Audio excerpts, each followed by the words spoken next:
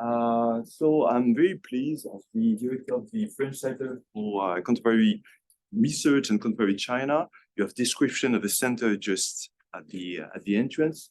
To today organize with UST this conference, and today to invite Frédéric Keck, which is a senior researcher at the Laboratory of Social Anthropology at the CNRS-Collège de France and École des Études en Sciences Sociales.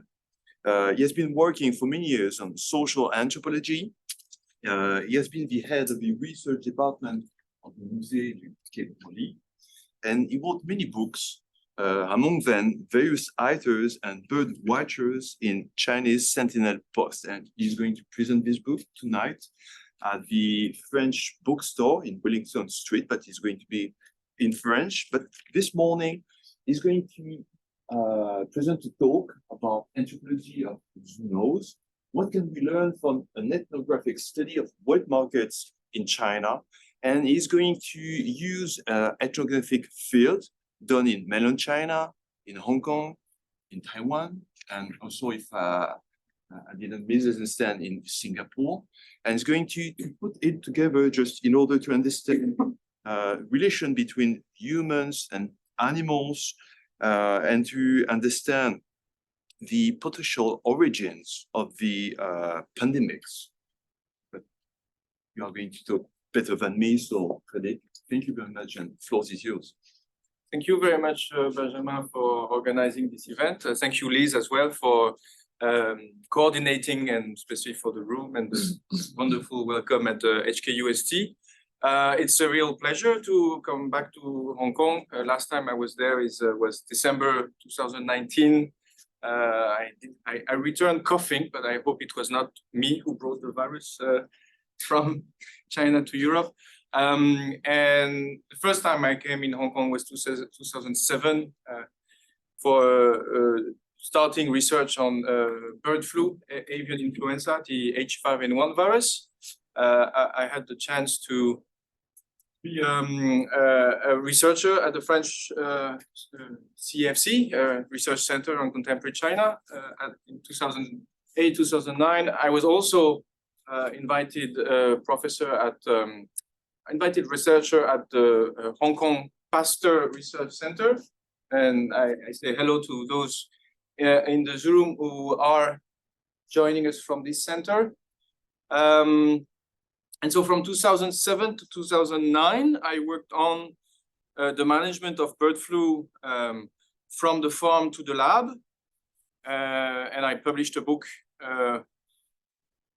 in 2010 on the H1N1 pandemic, which was a swine flu virus coming from Mexico and not bird flu virus coming from China, as was expected.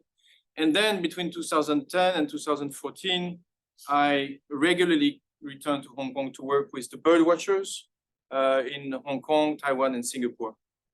And then I was busy with other administration stuff at the Musée du Quai Branly, so doing research in the museum, which also influenced my thinking about these issues.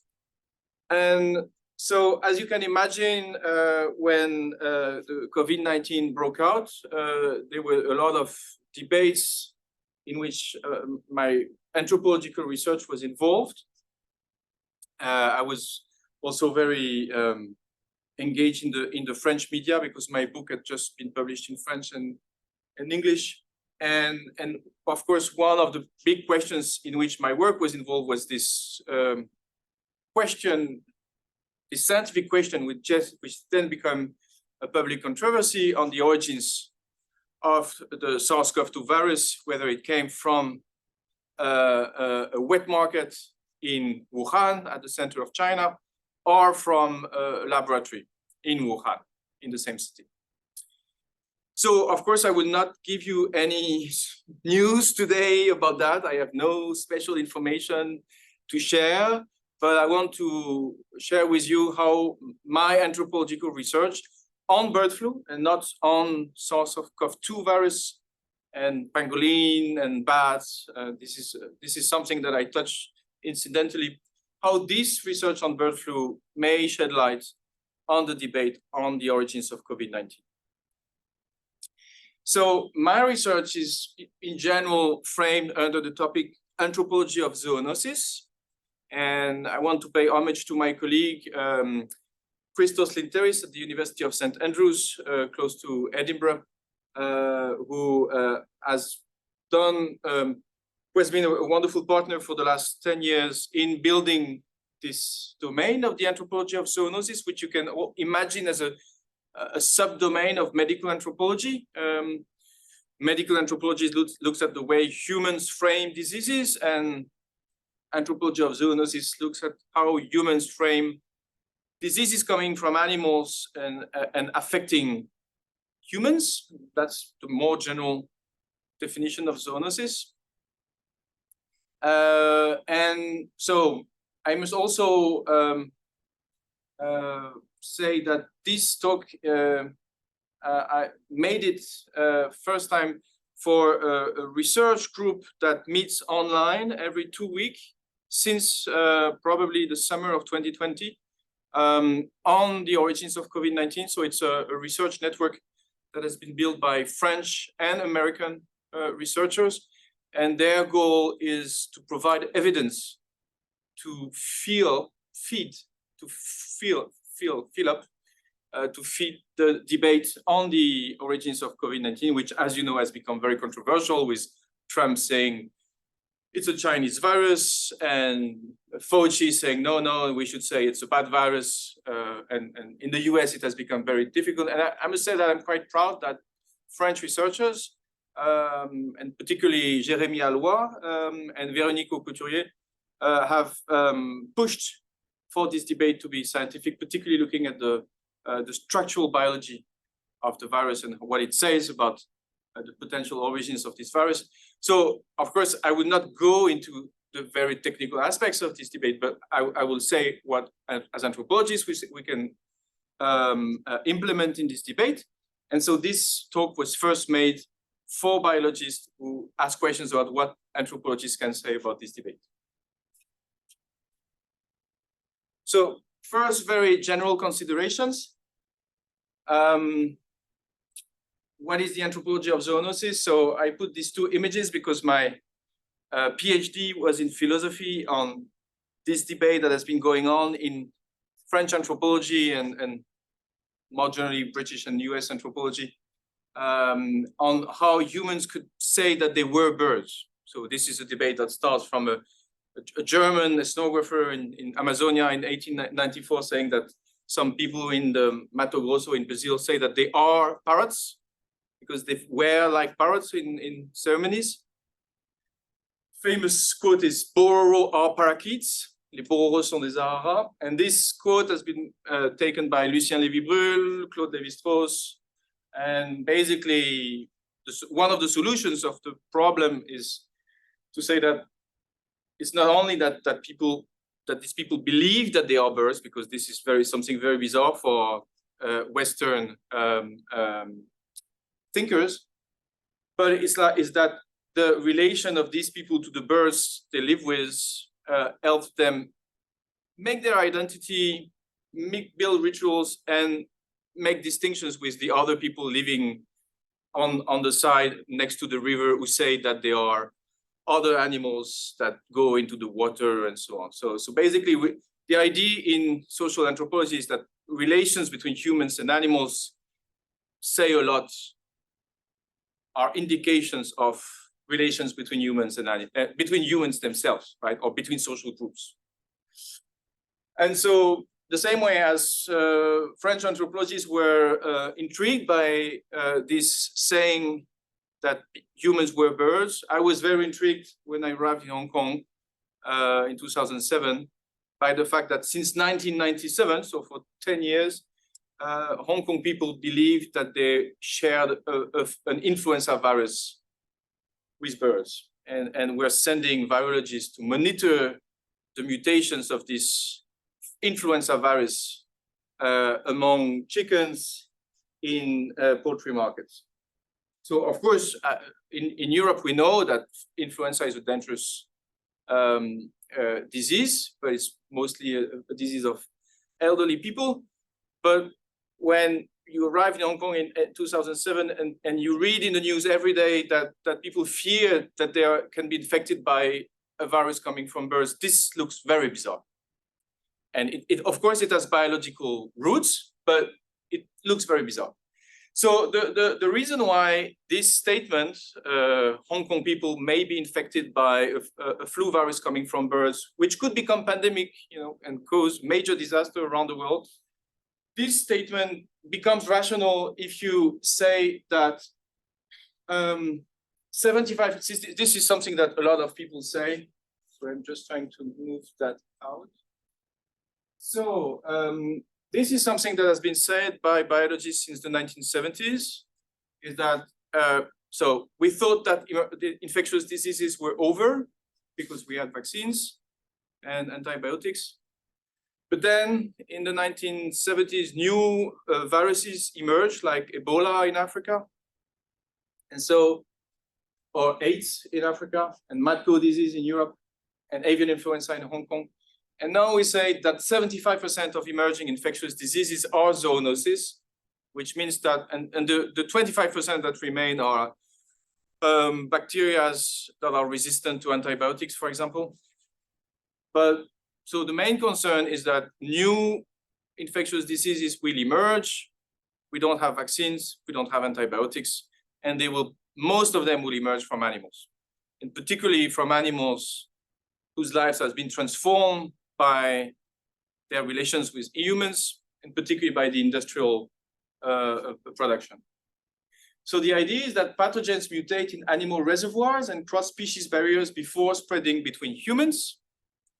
And therefore, it is possible to mitigate the pandemics, that is the emergence of new pathogens, by anticipating what is called spillover events at the human-animal interface.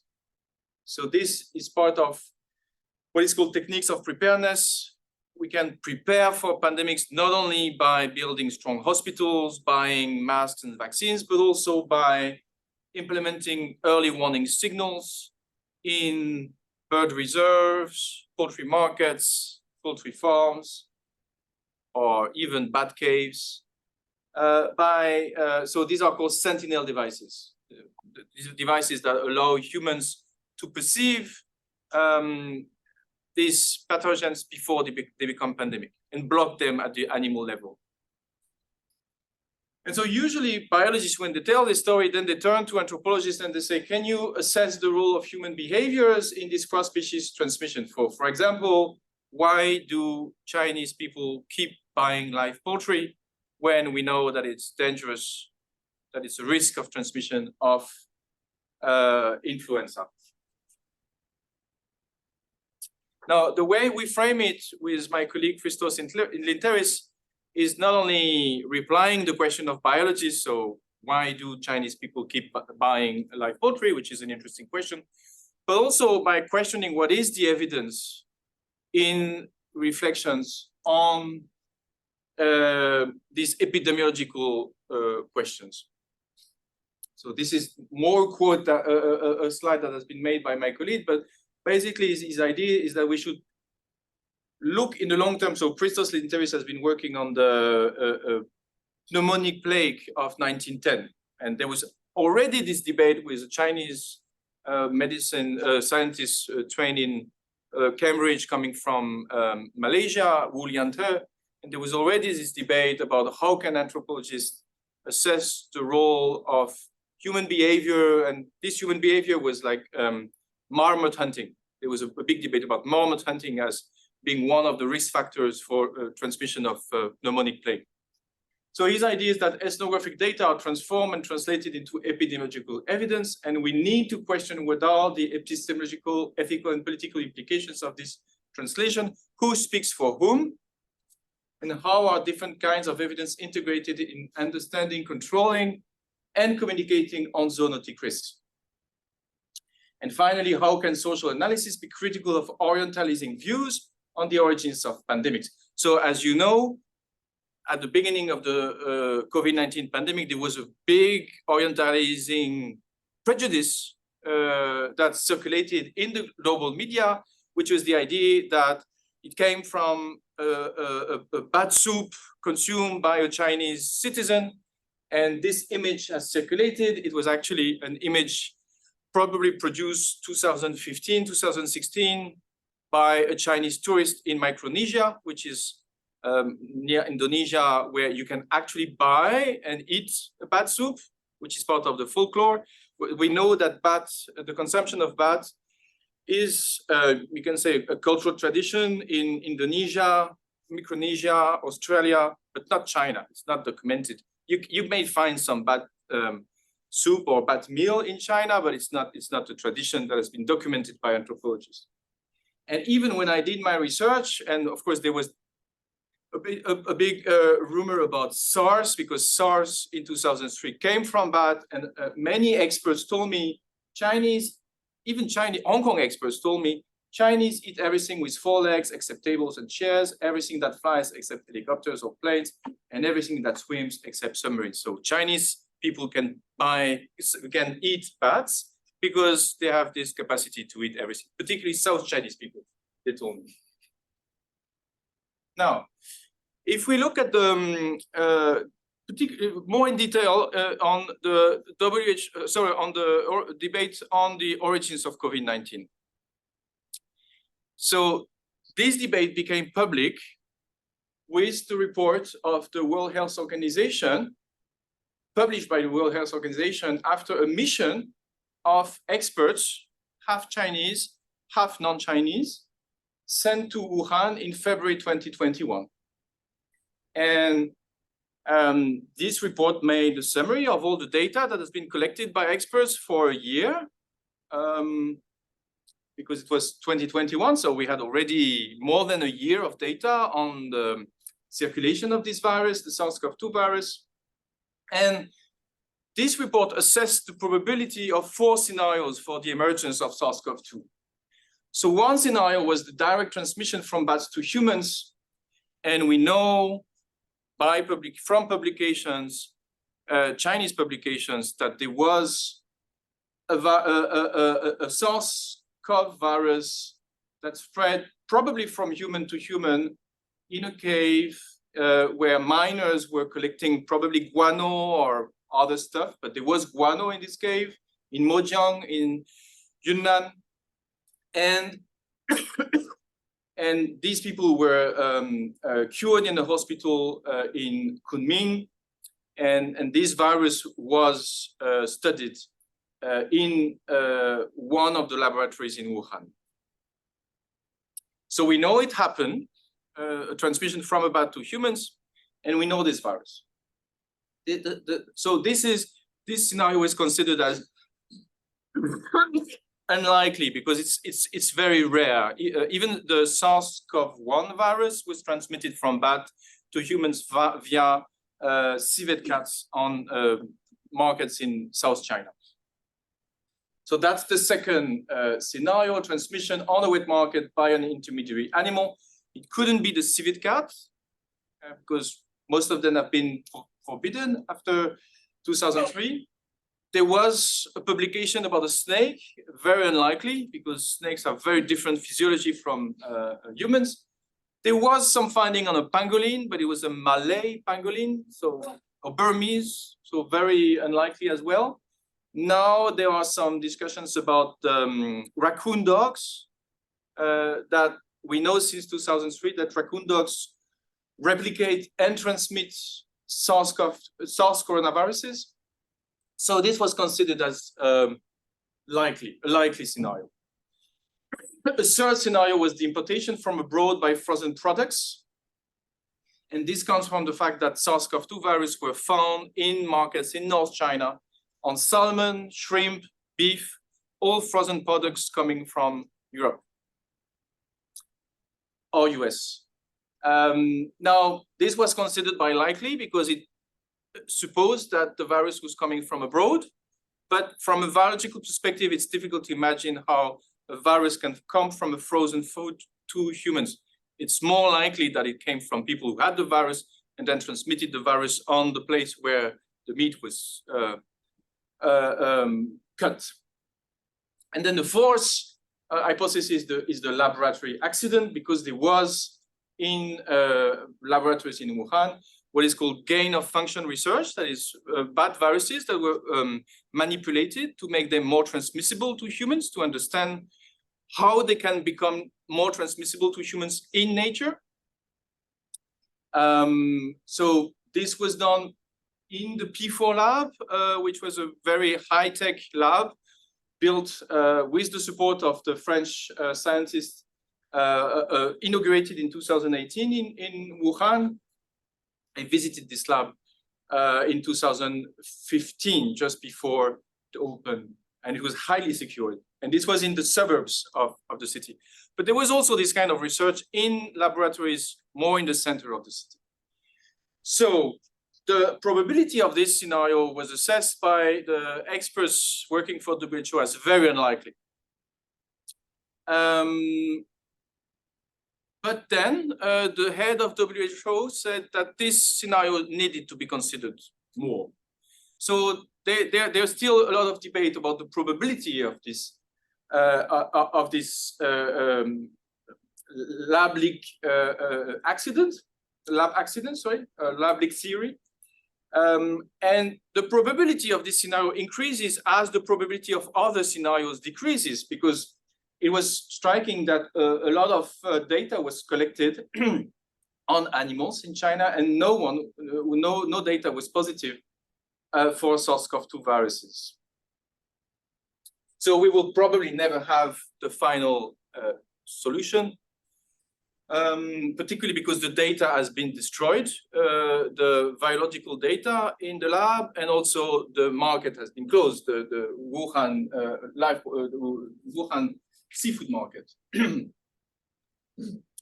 Now, what is interesting to clarify the debate is this contribution by ecologists at the University of Princeton, saying that before having a global debate about wet markets in China as raising risk of transmission for the world, we should consider what is a wet market. And their argument is that there's at least 4 kinds of markets, and only a small portion, a small intersection of these markets raises risk of transmission from wild animals to humans. So there's the pet market, where you can buy animals for leisure, birds, dogs. There's the animal ornamentation or decoration market, where you can buy, for example, feathers or dried skin. No, feathers. This is more feathers. Then you have the dry good markets and traditional Chinese medicine. This is what Liz has all investigated historically. You can buy, for example, dried skin. And then there's the wet market, where you can buy live animals. So, for example, you can buy turtles. These are live animals. Fish, scorpions, poultry. And so, and they also made a very nice schema of the kind of animals you find in wet markets. Most of them are dead, and some of them are alive. And these are the risky animals. Now, there's been a lot of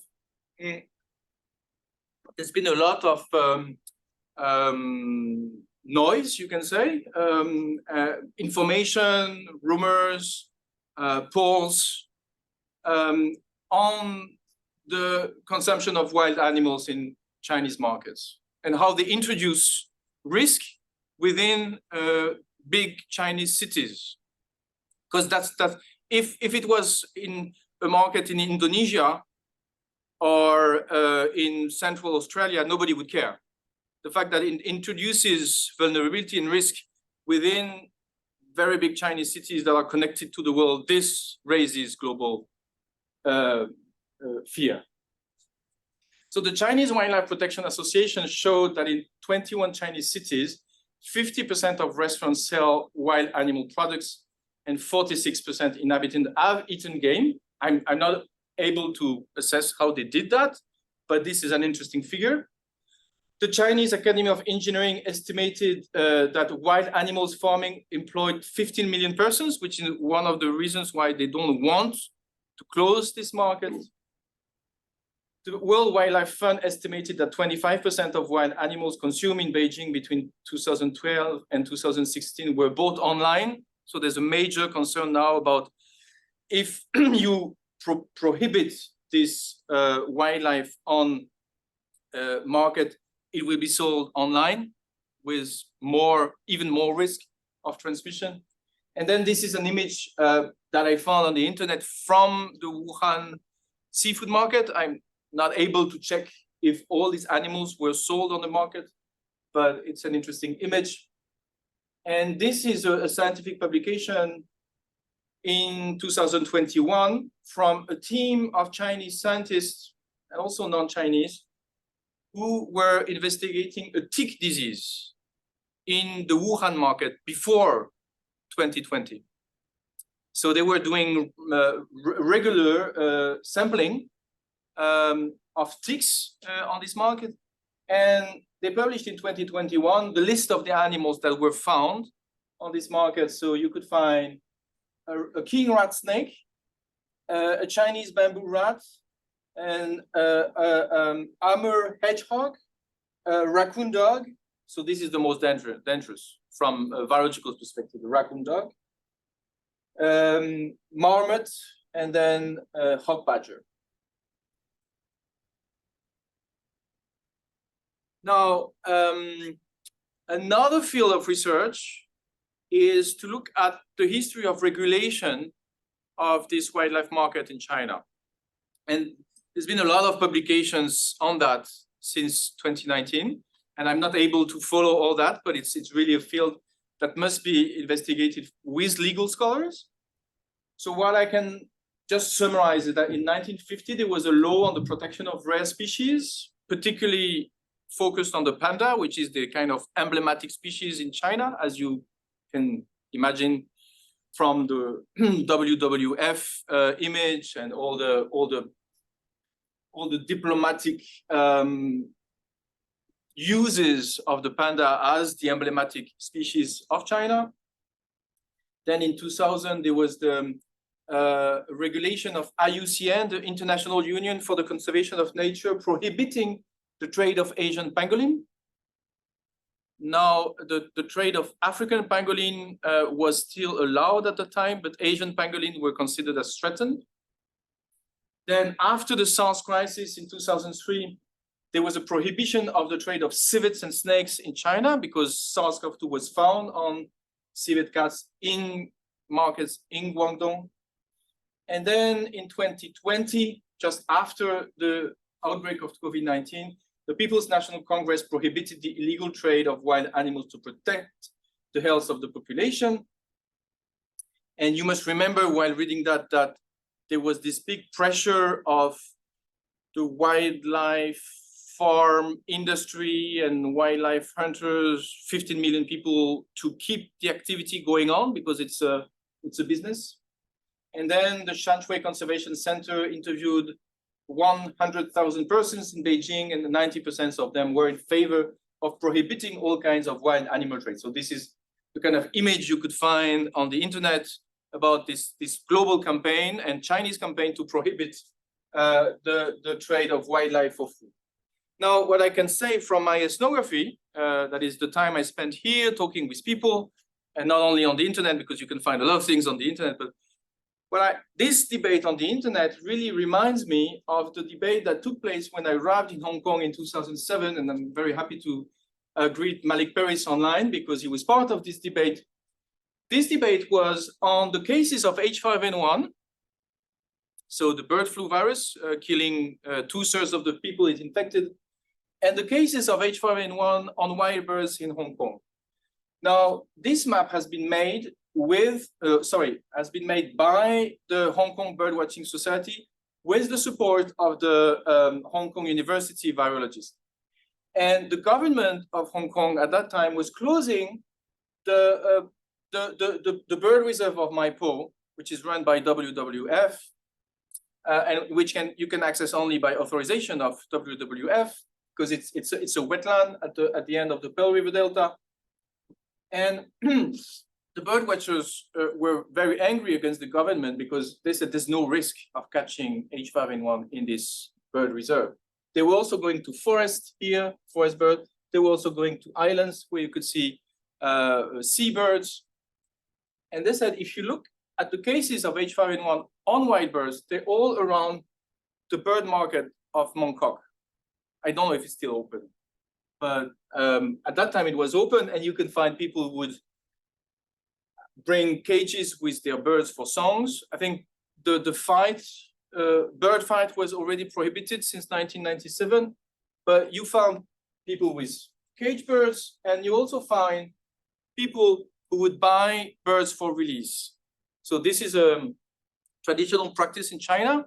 There's a long history with Confucianist scholars opening the door of the cage because they wanted to thank the bird for the song, and also Taoist monks would include the release of a bird or a turtle in their ritual. But this practice has exploded, if you want, or been amplified by compassionate Buddhism in the last 2 centuries. And so Buddhists, as you see on this image, it's a picture that I took in China, in Hangzhou.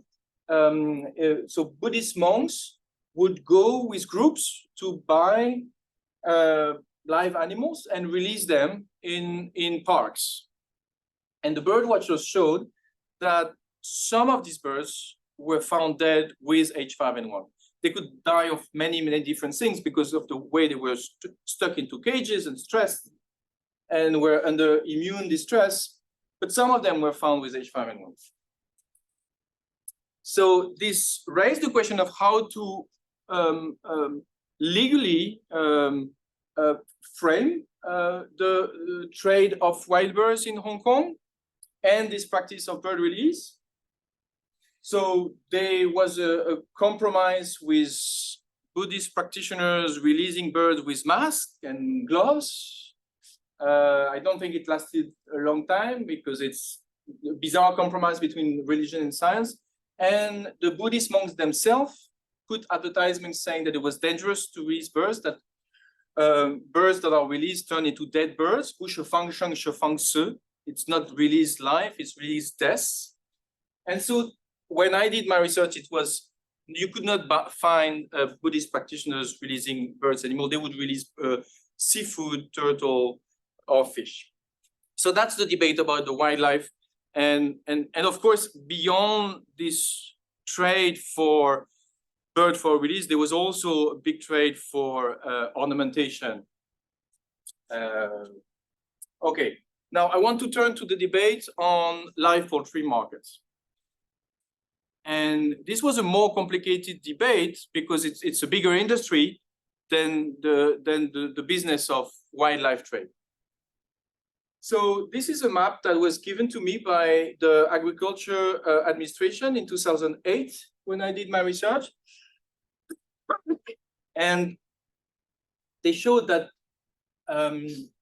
after the measures of regulation implemented in 2001, that encourage the consumption of chilled chicken and the import of chilled chicken from mainland China, the consumption of live chicken decreased and the consumption of chilled poultry increased.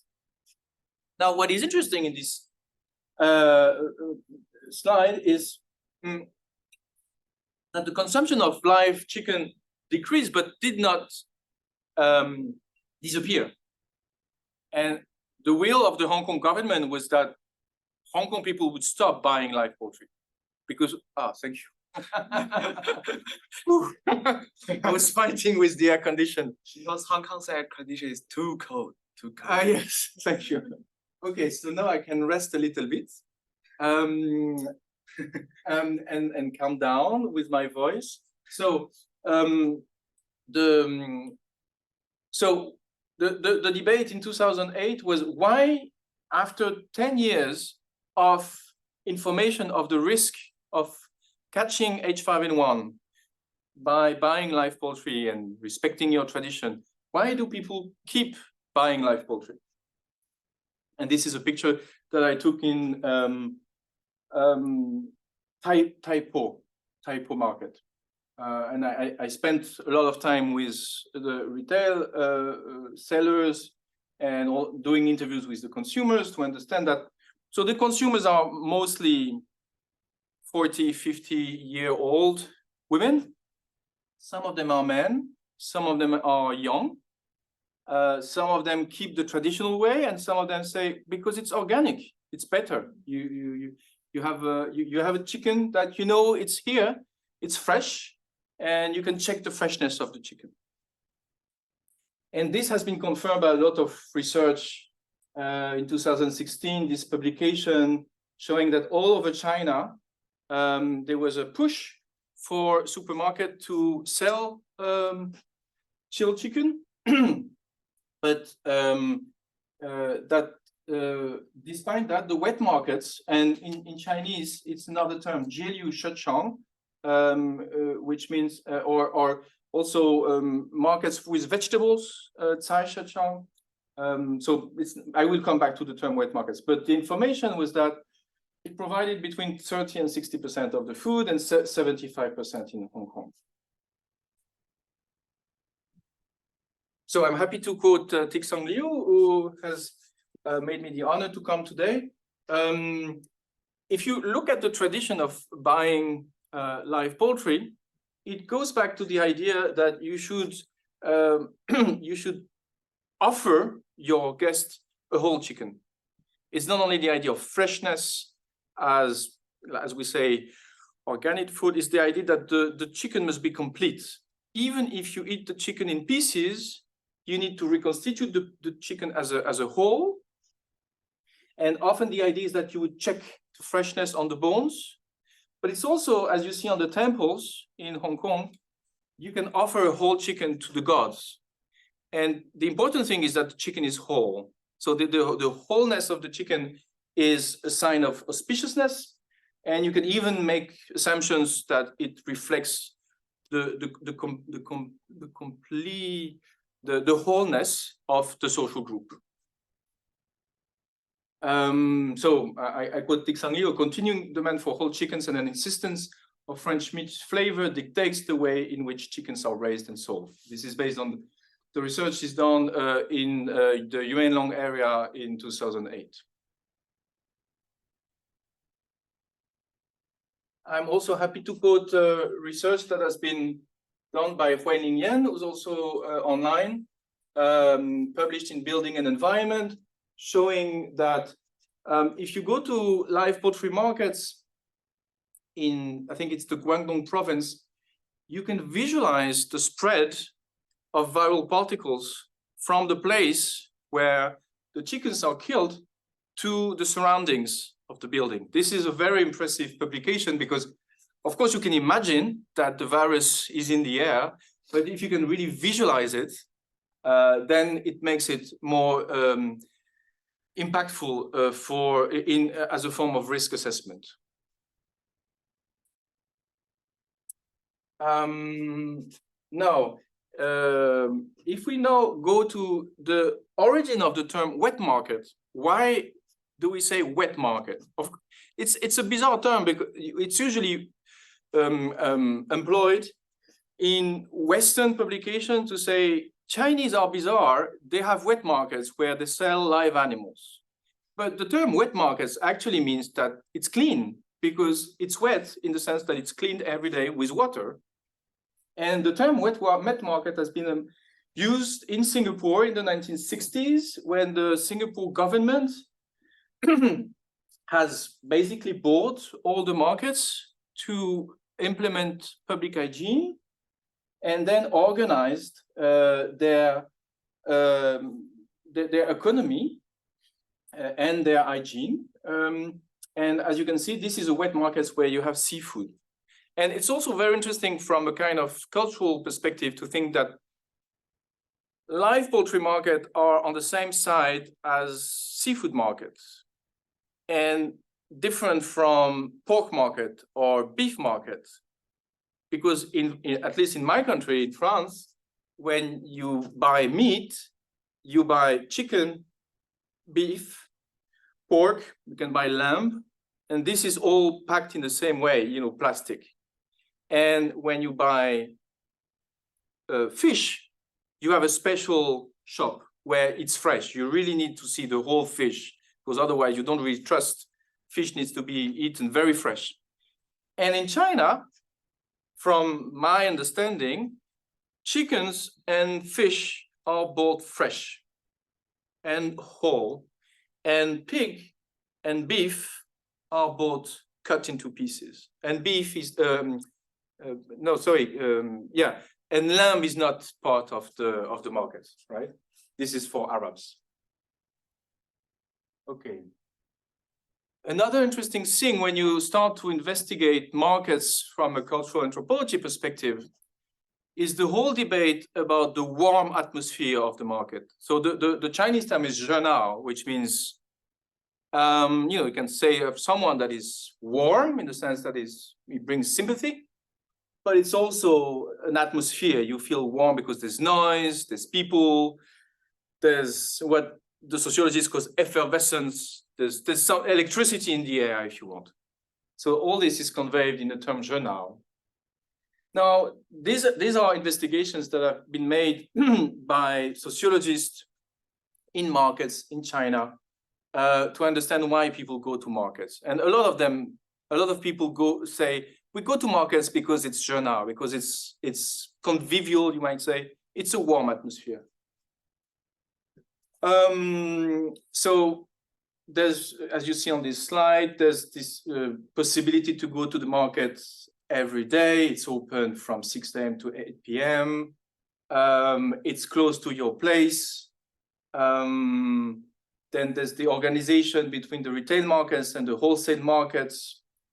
And then when we did this investigation of the literature on wet markets, we also saw that there was an interesting movement in China where the retail markets were a state monopoly until the years 2000. I mean, China was a Maoist state, and all the markets were under the control of the state. And then with the modernization policy, there was this idea that markets should be more free, the land will be sold to the retailers, and people working in markets should be put into competition. Now, this has given rise to a new phenomenon that is a big issue for Chinese authorities, which is the street market. So it's not the retail market with its own building, it's all the people who sell on the street and run away when the police arrives, and there's a lot of riots about that. So it's also part of the debate. But you can basically keep in memory that all the debate on wet markets comes from something that has been implemented by the Singapore state with a very public policy of hygiene, arrives through Hong Kong, Taiwan with this very free markets where people would buy food the way they like, and then arriving in China with this movement of deregulation of the market and privatization, and then how to organize the precarious life of retailers that results from this deregulation. So I come to my conclusion, and this is a conclusion that raises a lot of new issues. And I have a PhD student, Nana, who now works with me. I mean, she works for her PhD, but we debate on poultry markets in Chengdu. So we're looking at how the COVID-19 pandemic has changed the regulation of live poultry market in this big city of Southwest China. We chose Chengdu because it's more accessible than other big Chinese cities. It would be very interesting to do this kind of work in Hong Kong as well.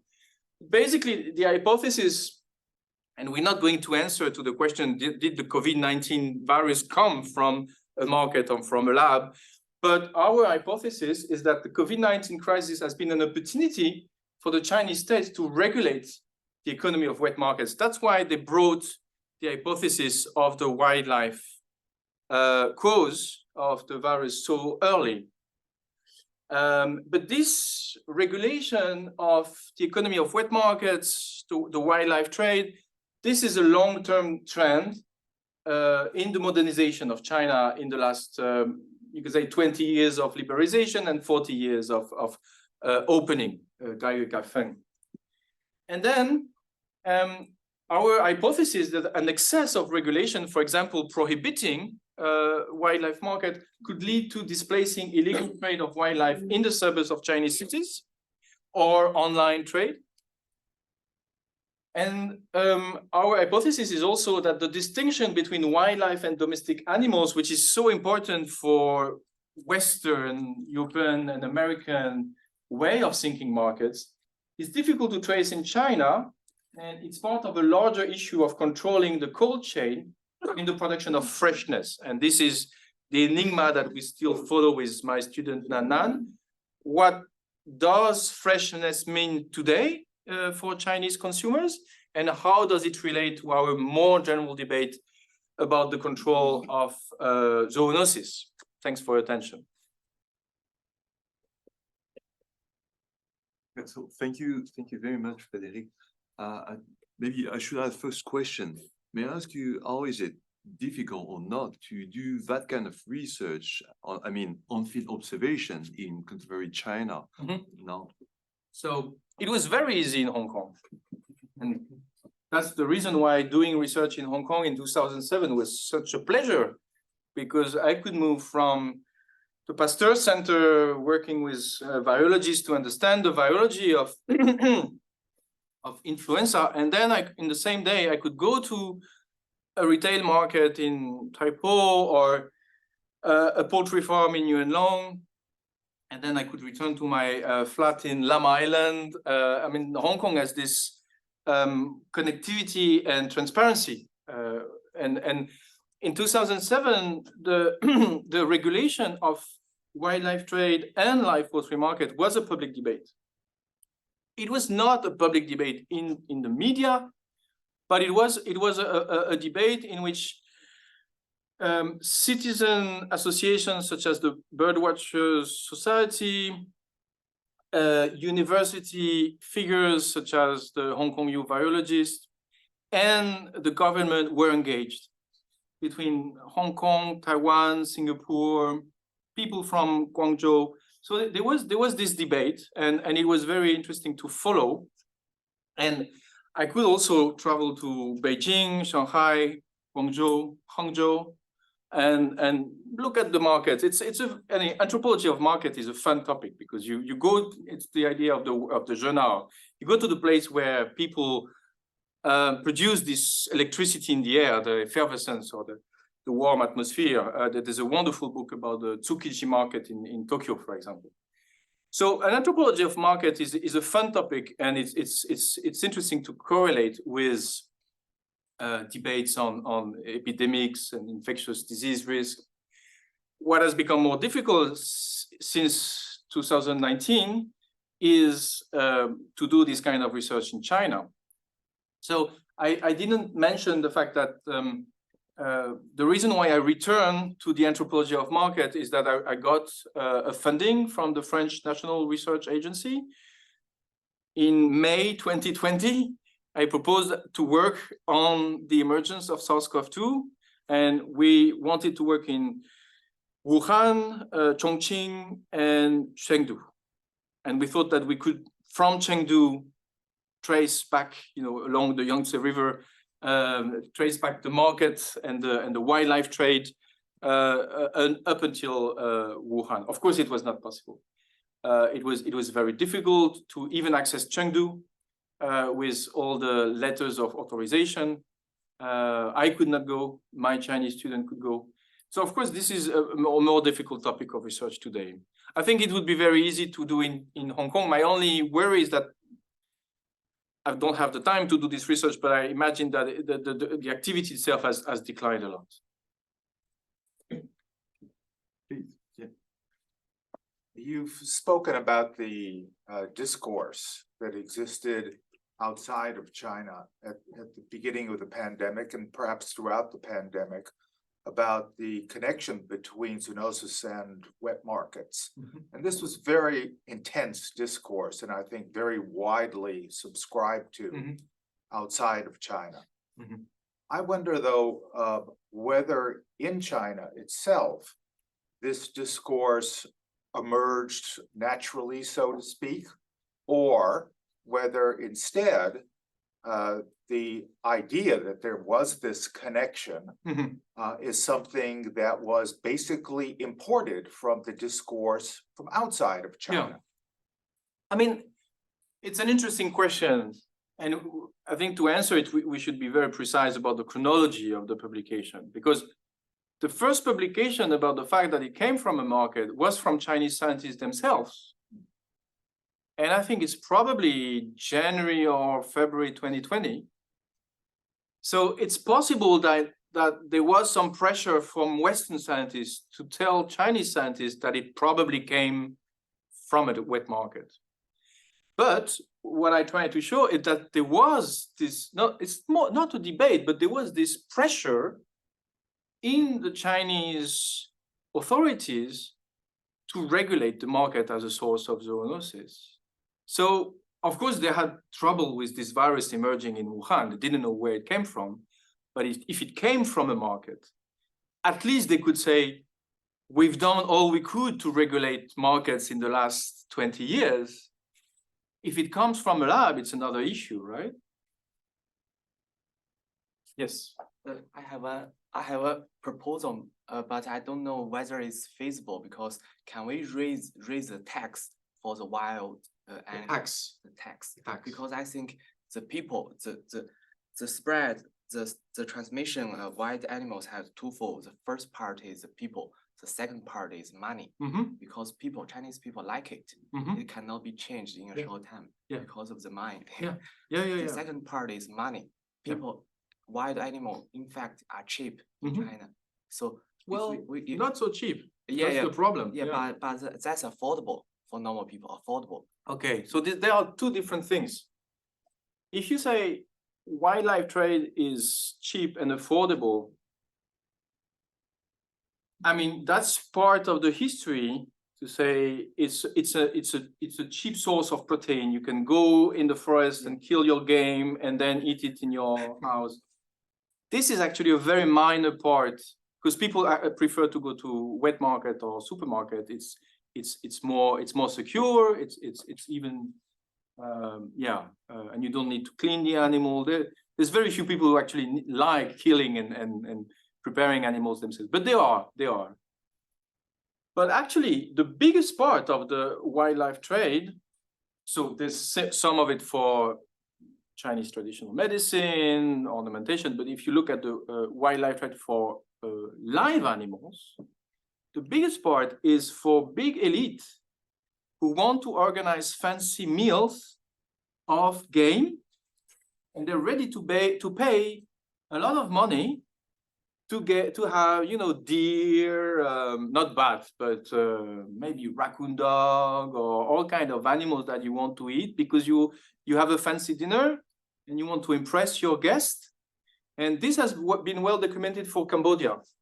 So there's an NGO that has worked in Cambodia on the wildlife trade, and they show that with all the measures that have been taken, people in the forest don't have access to this easy source of protein anymore, but the big elite, and you might say corrupted elite in the capital city, they have increased their consumption.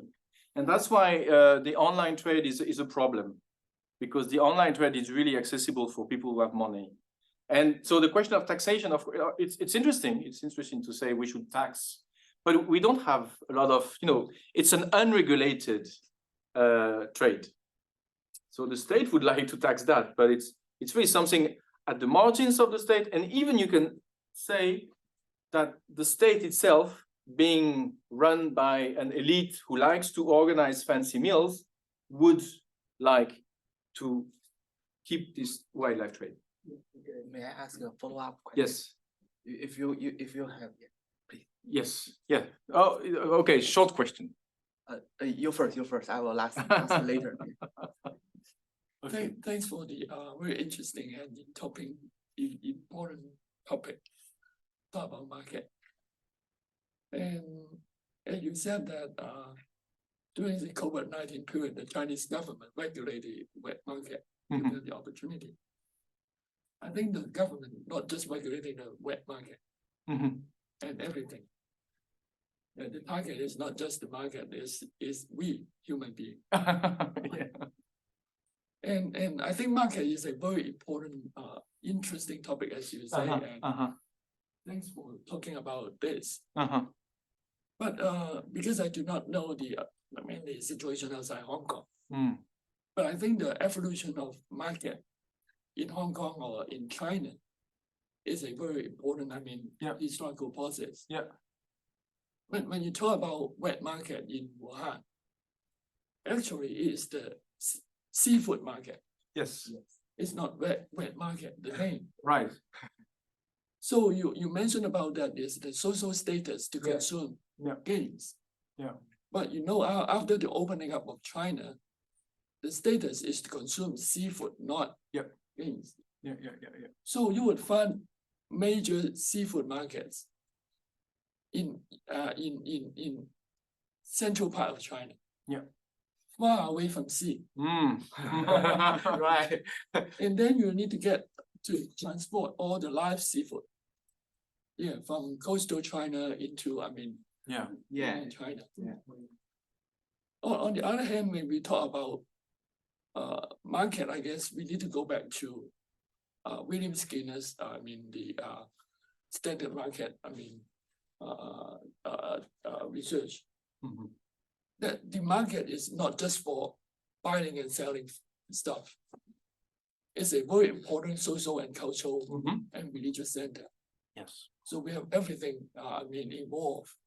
And it's not indoor. So I guess in Hong Kong, when we talk about wet market, it's also a British invention. That bring all the, the buyer and the sellers into indoor. And under, the government regulations. So, but I think it's a very important and interesting topic that talk about market. Thanks. Thank you very much. Hong Kong is a special place because it's a fisherman's area after all. So that's why most markets are seafood markets. And that's why the problem of Hong Kong is not game, as you say. So there was this problem with the wild birds sold for release, because of the fact that Hong Kong people are rich, so they could buy very expensive birds coming from very far. That was the most important concern for the bird watchers. But like releasing sparrows was not a very big concern. Concern was more for this very long trade. But then it's really interesting if you compare different places in China and how the market reflects the relation between the city and its surroundings. I mentioned this study in Cambodia because in Cambodia it's really a tropical forest, so you have a lot of game, and Cambodia is a poor country, so having game is an important resource for people. And Cambodia is not a very big urban country. But then if you look at China, it would be really interesting to compare. That's the idea that we had, compare three cities and how markets show the relation between the city and its surroundings. And I think this is a hypothesis that has been made. I don't have the name in my head now, but by a very important historian of China, that the role of market in China was the connection between the city and the outside. And that's the reason why the idea that we should have the market as an indoor, secured, clean place is a very recent, probably British, hygienic dream of modernity.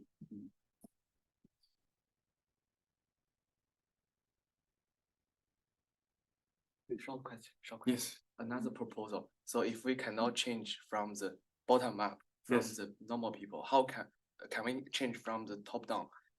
For example, we can propose every elite, every leader of the Chinese city, they must sign an agreement that I will never eat wild animals in every scenario, and they will make it published in the Chinese internet. That's a warning. There's a lot of proposal, as you say, to have a policy that is not from top down, which would be the idea we prohibit wildlife trade. And of course, this is not working because then people go smuggling in the suburbs and so on. So it needs to be from the bottom to up. Yeah. And so bird watchers in Hong Kong is a good example of this citizen science movement. There's a very interesting movement now, and I don't know to what extent it's relevant in China, but it's very strong in the US, in the Chinese American community, and it's called blockchain farming. Blockchain farming.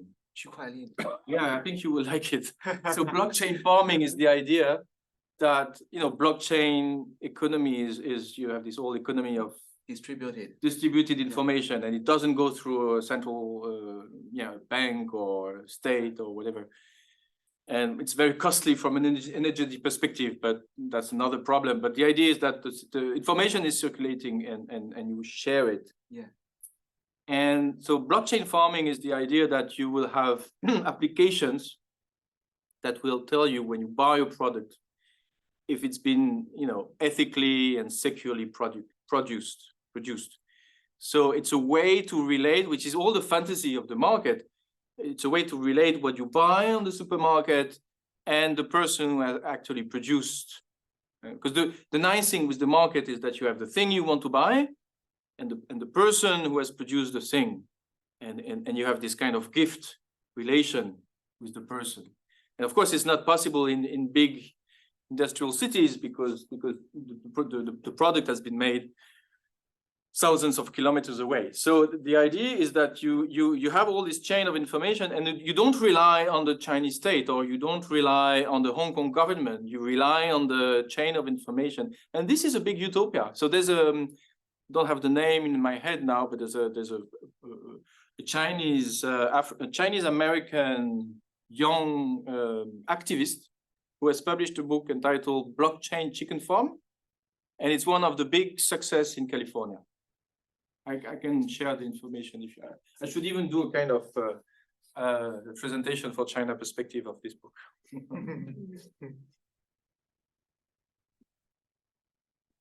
Is there another question? Yeah. Like, since you've been working in Hong Kong, Singapore, but also mainland China, in this regulation of the wet market and the fact that from being outside, it's going to be inside, from like more hygienic, is there a circulation of like legacy of British colonies rules in the way it's implemented from Singapore and Hong Kong to mainland China, or it's I think it's probably more complex than a British hygienic modernity brought to China, because Singapore is a key player in that, and Singapore in 1960 is Singapore. It's an independent state. I'm actually going to Singapore next week, so I'm going to investigate more deeply the history of the wet markets. I don't have a very clear idea about how it took this decision. But it's clearly, Singapore is clearly the reference point. Now, Hong Kong is a different story, because the Hong Kong hygiene policy probably goes back to the 1960s, when there was this whole welfare state idea of we're going to clean this place. But then it would be interesting to know, because Hong Kong 1960s, there's not this big debate about cleaning the markets, as far as I know. The debate about cleaning the markets comes later because of the bird flu and everything.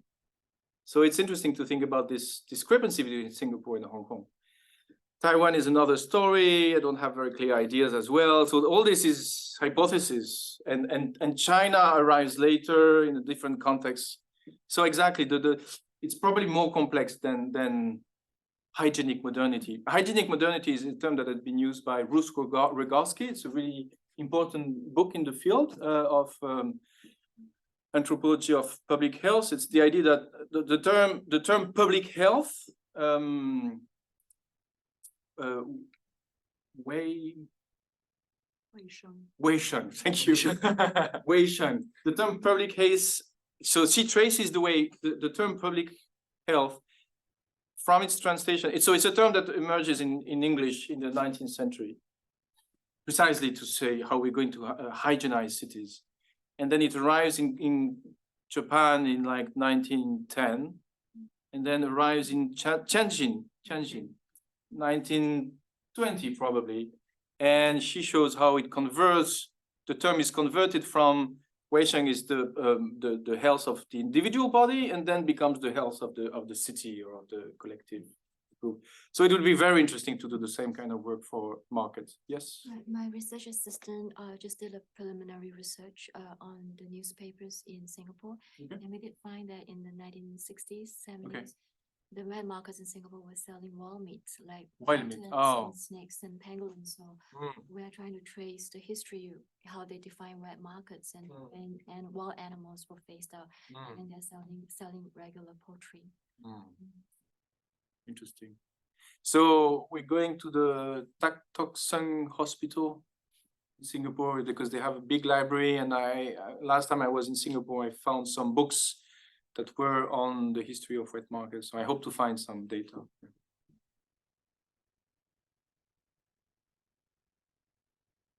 Yes.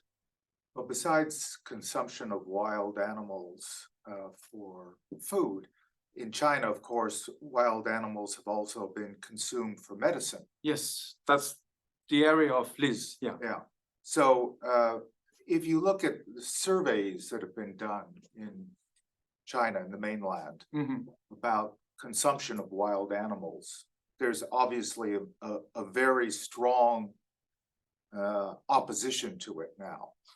But if the questions are disaggregated and people are asked about consumption for food on the one hand and then consumption for medicine on the other, people are almost 100% against consuming wild animals for food. Yeah.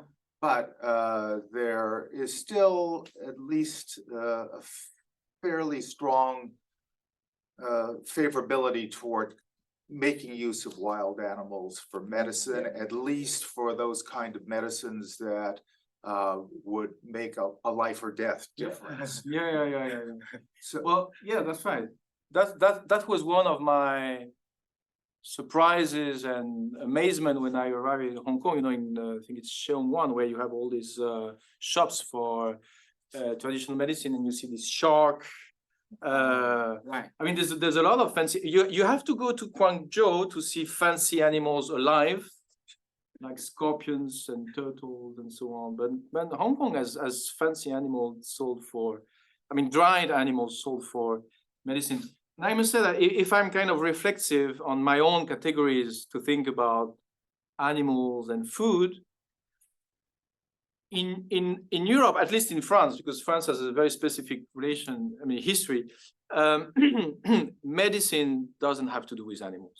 Medicine is chemically produced, right? So for at least a century, we think that medicine is something controlled by the chemical industry, and that raises another set of issues, but medicine doesn't have anything to do with animals. And because it's even 2 centuries of pharmaceutical progress, you might say. You don't rely on these crazy things of the apothecary of the Middle Ages. And we think that when we want to have the power of the wild animal, then we eat game, right? Eating game in France is a big issue. I was mentioning Cambodia, but we also have some very big elite. And our president Macron is actually now supporting the hunters to build a new political party. So I mean, eating game is not something from the past. It still has this virtue, this idea of a virtue. And nobody would think that eating game is medicine, but it's still something that brings you virtue and strength. So I think if we want to investigate all this debate about wildlife trade in China, we really need to make distinctions between medicine, game. I mean, all these categories are very blurred. Yes. Okay, you first. No. I was thinking maybe we can ask also. Yeah, there may be some questions online. Yeah. You can first. Yeah.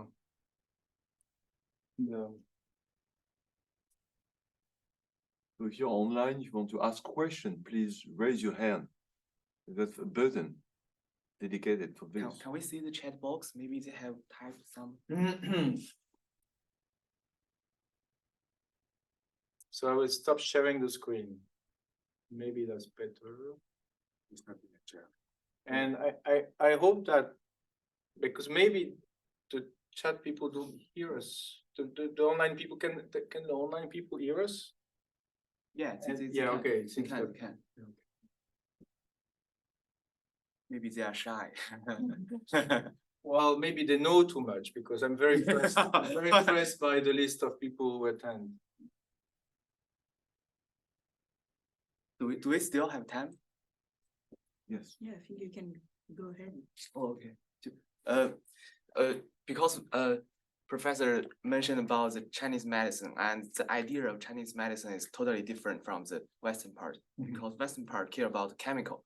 Chemical is originates from physics. Physics originated from atoms. And Einstein said atoms is the same with energy. Yeah, 智能 Yeah. and let me skip this part. I think the Western are care about the bottom up method.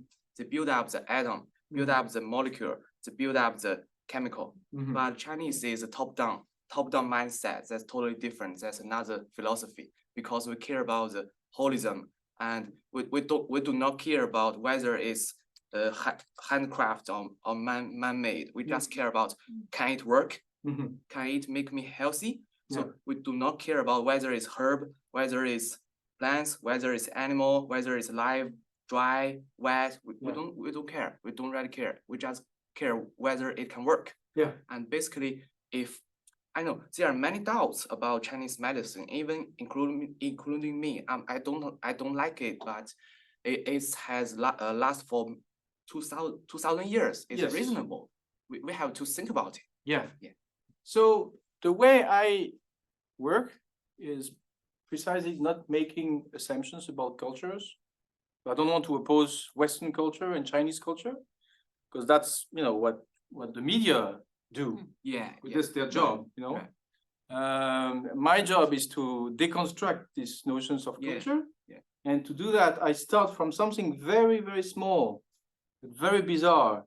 Is the idea that when you eat your chicken can bring you a virus. This is an idea that I found in Hong Kong, no other place in the world, because Hong Kong is the only place in the world where a lot of people I talk to were taking seriously the idea that when you buy a live chicken, you might get a virus. How do you deal with that? And if you think about it, it's very similar to what other people in the world thought about, okay, I'm buying some food. This food may be dangerous for me because it can be polluted.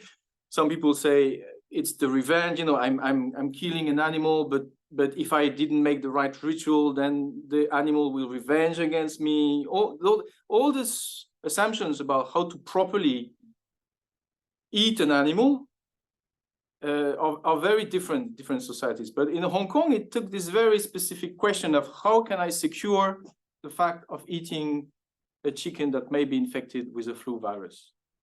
And what I'm doing is to trace this as the influenza virus is circulating around the world. So in different societies, it's not taken very seriously. Like in Europe, when I was working in 2007, nobody took seriously the idea that Chinese birds would cause the next pandemic. And now we have this potentially bat origin. I mean, I'm sure it's from bat origin, but SARS-CoV-2 is a bat origin. And we have seen in the world how this idea that a new virus coming from a bat in China has been interpreted differently. So I don't want to say the Westerners don't see animals, they see commodities, and the Chinese, they see the animals, or the Westerners are individualistic and the Chinese are holistic. I don't want to make these assumptions because it's not really, doesn't really give you a hint about what people actually do. I have one question about, Yes. are you interested and will you be looking at farms? Yes. Animal farms, because from what I see is it's really kind of blurred because there's also involved medicinal animals and also animal for food and consumption. Is on the market, it's actually not very common to see all these animals. And even in the so-called medicinal market in Guangdong, is actually there's a lot of reduction in the animals that are sold, even if they are dried. But the problem is, like the farms remain a big black box. And it seems that even though you don't see it being sold publicly, but what happened to the farms, are they still keeping it? For instance, like Hubei province is kind of famous or infamous for having dog farms. And Dog farms. Dog farms. There's a lot of canned meat, until COVID. Yeah. So are they closing all Yeah. the farms, or is it still going to be there? But everything will be packaged. Yeah. In the future, everything will be packaged, but there's still farms going on there. A source for zoonotic disease. So when I did my research in Hong Kong, I worked in a poultry farm. So I didn't spend, a lot of time, but I could understand how it was working, the division of labor between the head, the entrepreneur, and then the migrant workers who were doing the daily job. So for me, it's not a black box. And from this experience, I try to reconstruct what I can get from Chinese farms. If something so big can be gathered. But so what I find really interesting is this question of the proportion of the wildlife in China actually raised in farms, because these 15 million workers in the wildlife trade, some of them are farmers. We know that there are raccoon dogs farms, for example. I don't think there's bad farms, but there's farms for a lot of, there's pangolin farms as well, apparently, right? No, not pangolin farms. Okay, but there's raccoon dog farms. And in Europe, there's also farms from game. You can raise pheasants. You can raise pheasants, and then you release the pheasants, and the hunters shoot at the pheasants. So this idea of wildlife farm is a very interesting topic to investigate. And then there was a last aspect of your question, which was on the well, anyway. There were several aspects to it. Yeah. No. Oh yes. Yeah. The dog farms. So when we had this grant from the French National Research Agency, so as we couldn't go to China because of the COVID restrictions, we actually, the two postdocs I hired couldn't go to China, so one of them went to South Korea to investigate dog markets. And that's actually something that we're going to publish. And so there's a lot of dog farms in South Korea. And the South Korean government, the same way as the Chinese government, used COVID-19, and a lot of animal welfare activists pushed for that to prohibit dog markets in Seoul. So we documented that. And then we had another postdoc researchers working in Cambodia.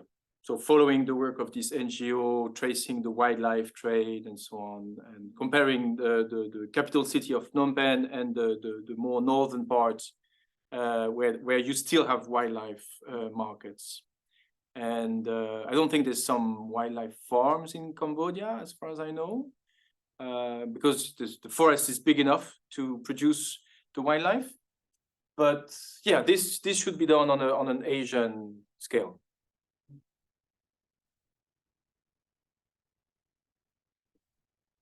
I think maybe if there is not a question online, I think it comes to an end. I think we're on time. So thanks again, Frédéric, for this fantastic talk, and I hope we can see you later again. Yeah, thank you. Yeah.